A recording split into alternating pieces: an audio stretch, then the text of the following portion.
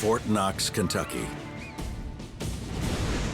Inside one of the planet's most heavily guarded fortresses, behind a door that weighs 44,000 pounds, lies the most famous stash of metal in the world. Big History reveals the mysterious power of gold. We think of history as a timeline, a series of events stretching a few thousand years into the past. It's time to think bigger.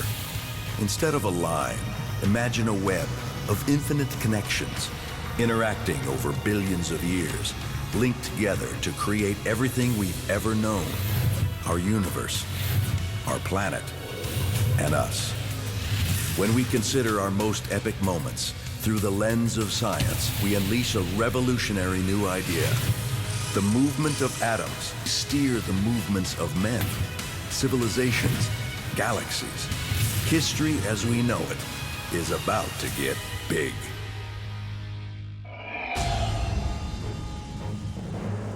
Fort Knox. Rumored to contain gold worth almost $250 billion. But why is this metal worth anything at all? The value associated with gold is entirely imaginary. But people were motivated by that belief, and that belief had a huge impact.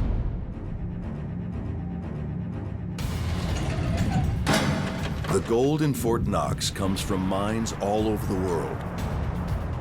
North and South America, Africa, Australia.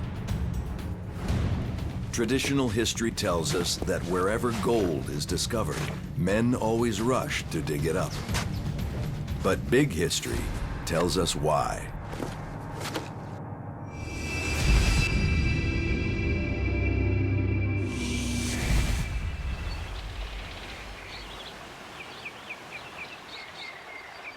James Marshall has failed at ranching and farming.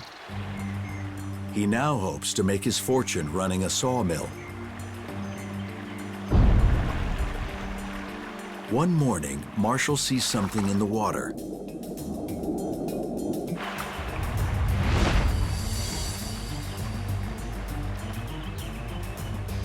Gold is kind of magical. It glistens. But what's the secret to gold's shine? Big History zooms in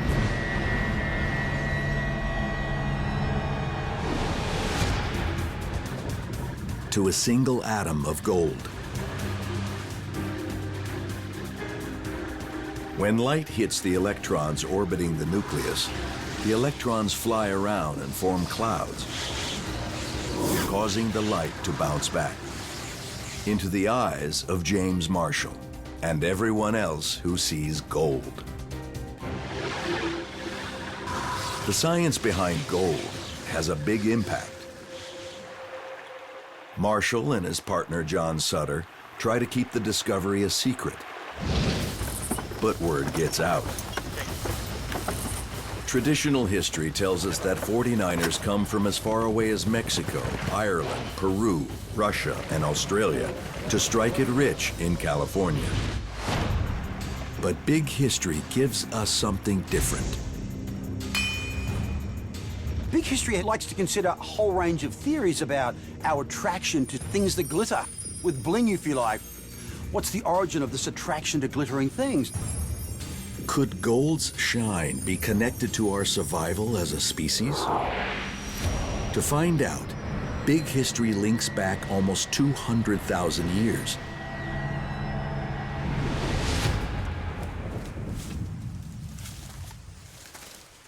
These hunters are some of the earliest modern humans. As they venture into new territory, their thirst deepens. In this unforgiving landscape, they know one thing to look for: the sparkle of sunlight on a stream. For early humans, the glimmer means water, purity, and survival. That prehistoric connection is one we still make today.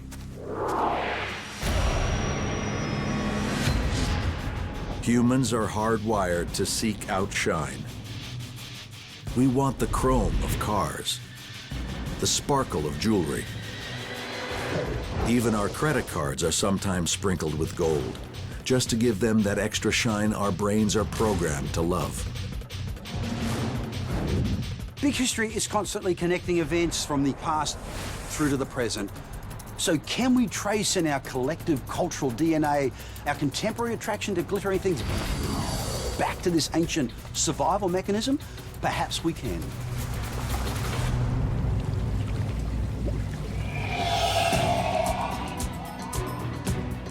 In the era of ancient civilizations, gold is seen throughout the world as the king of metals and the metal of kings. It shines like the sun, and unlike other metals, it never rusts or tarnishes.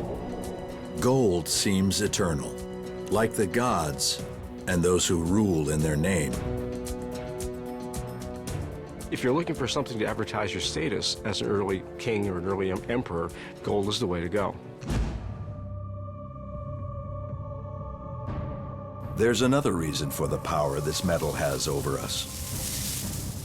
It's quite rare. If gold were everywhere, you know, if it was like pebbles on the beach, we certainly wouldn't value it. Then, over 2,500 years ago, on one side of the planet, a new idea about gold emerges. The Mediterranean. As trade routes expand, gold becomes money. Gold seems to have value, so it makes exchanges much easier. And that makes it a natural form of money. But why turn to gold instead of other metals? People of the ancient world only know of 7 metals: gold, copper, lead, tin, silver, mercury, and iron. Iron is too hard, lead is too soft, tin is weak, and mercury is a liquid. Copper and silver are used for coins, but they tarnish. To the ancients, nothing matches gold.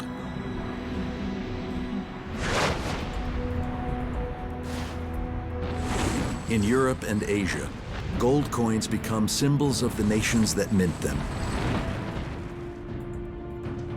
Gold coins let ordinary people hold the metal of the gods. I think it's this combination of the glittering attraction of gold and the fact that when you link that to the power of a king's image on one side and the power of a god on the other, you've got like a triple whammy there. The power of money, combined with the scarcity of gold, will lead to blood and conquest. Despite one mysterious fact, gold may seem rare, but Earth holds a secret supply. There's not only enough for everyone, there's enough to drown the planet.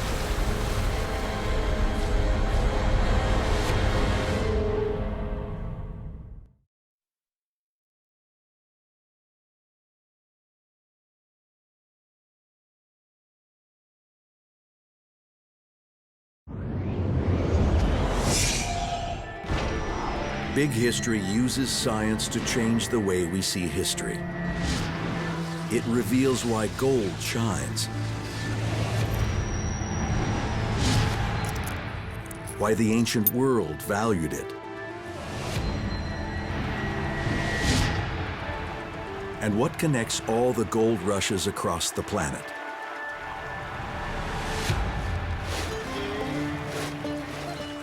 Which leads to a bigger mystery. Why is this rare treasure found in some places, but not others? Big History shows us that without understanding the origins of this extraordinary metal, none of the uses of gold would have been possible.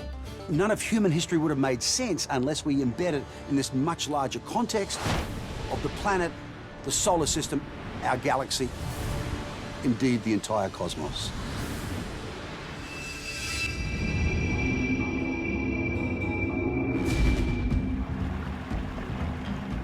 Gold is valuable in part because it's rare. But there's a lot more than we think. Big history takes us back 4.6 billion years.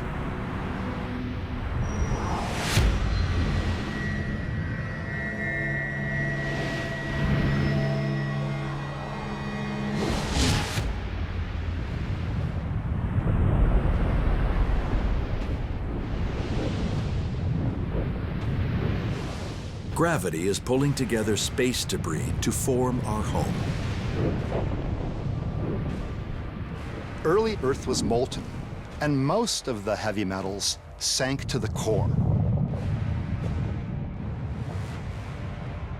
There's enough gold that you could cover Earth's surface to a thickness of 12 or 13 feet.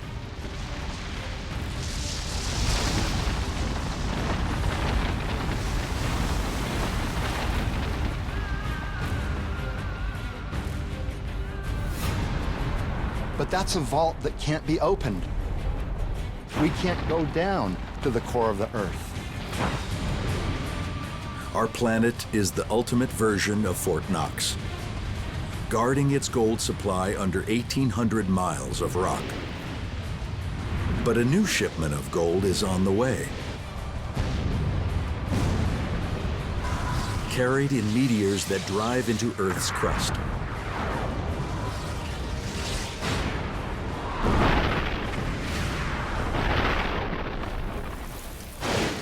As endless rains seep underground, great heat boils the water to steam, bubbling the gold from the meteors up closer to the surface.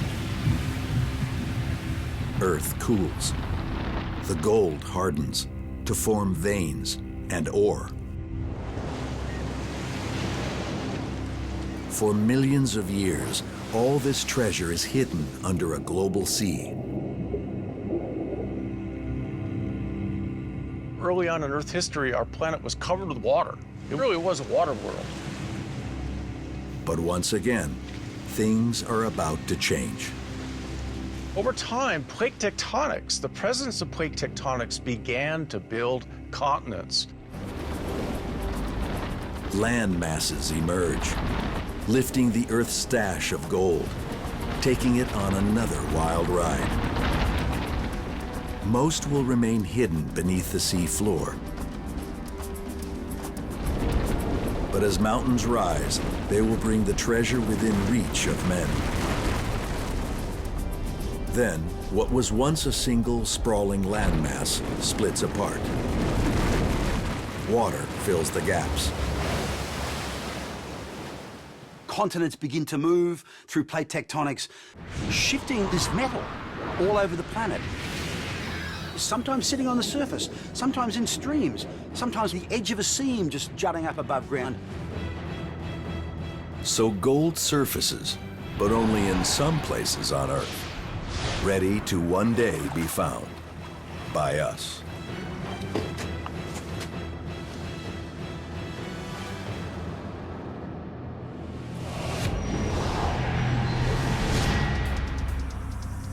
As we've seen, we're hardwired to seek gold.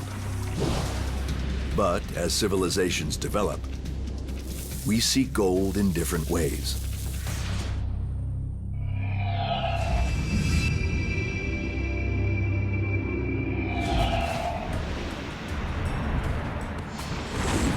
There are two sides to the ancient world.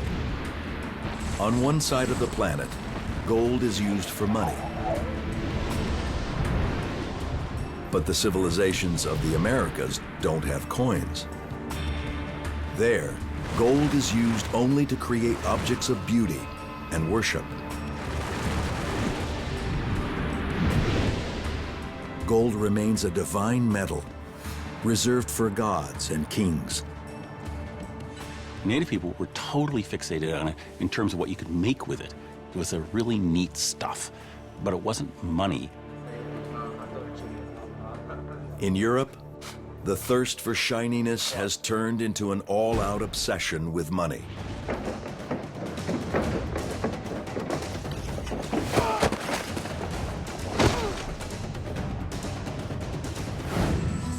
And it is that lust for gold that will drive Europeans across the Atlantic.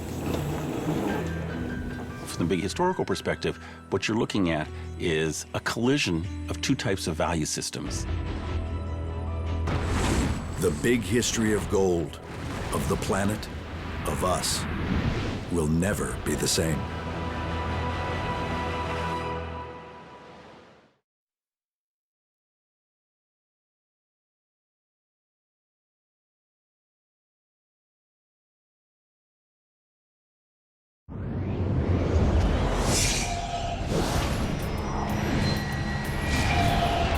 Big history has connected the story of gold to an inevitable collision on a global scale.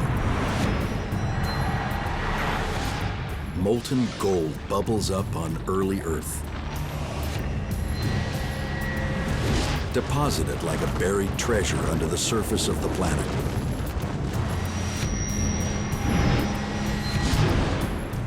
The treasure moves with the continents as the planet splits in two.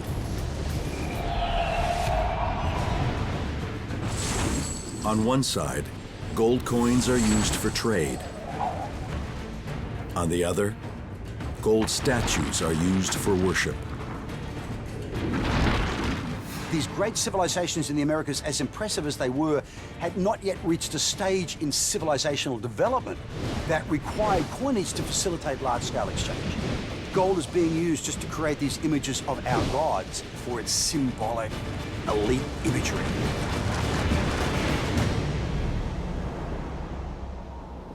Now, after thousands of years apart, these two civilizations will meet and clash.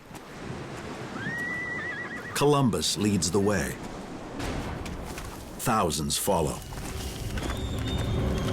One side is gold hungry, the other gold rich.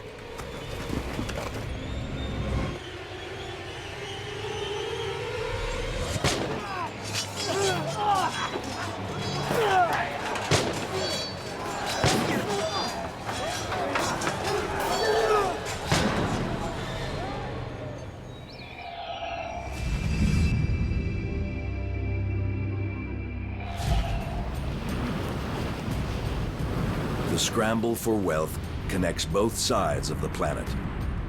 A threshold is crossed, and there's no going back. The Americas become an outpost for the Spanish conquistadors. It is the start of the first truly global gold rush. Almost all the gold that the Spaniards got initially came from melting down statues. And to the Spaniards, these statues were sort of ugly and worthless. What it was worth is when you packed it down into the smallest lump you possibly could and put it in your ship, because then it could be melted down into coins. Today, many locations still bear names given during the Spanish conquest, like San Diego or Sacramento, a city just miles away from where, in 1848, James Marshall sees those shiny bits in the water. The discovery of gold in California absolutely caused men to go mad with the gold fever. Once again, the effects are global. Once you've identified all the gold fields in California, if you're a gold prospector, what do? Okay, next is Australia, and then Africa, and then Siberia, and then the Yukon. The California gold rush triggers gold rushes throughout the world. Russia, Australia, South Africa.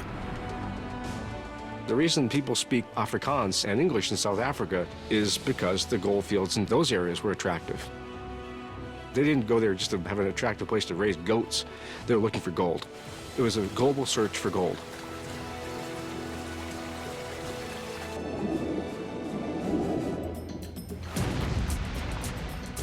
Between 1492 and 1900, the search for gold transforms the populations and civilizations of 1/3 of the planet.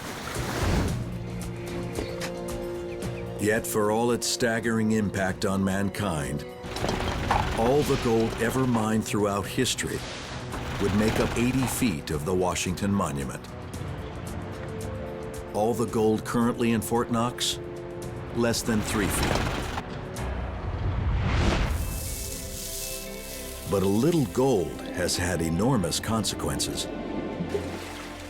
Gold is one of those many topics that we love in big history because you can follow it from astronomy to geology and then eventually into human societies. Why does it have this sort of magical quality for so many human societies?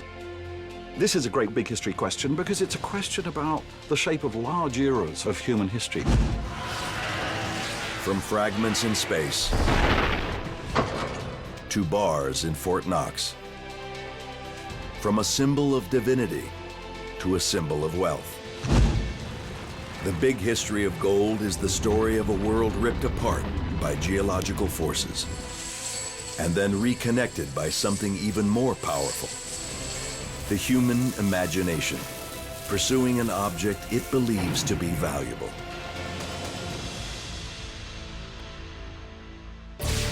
But the story of gold is just the beginning. There's a much bigger puzzle hidden in big history. Each episode unlocks a clue.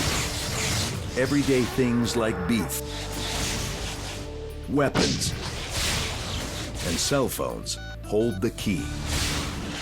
Watch them all, and you'll see this grand mystery revealed. The big history of time, of space, the big history of us.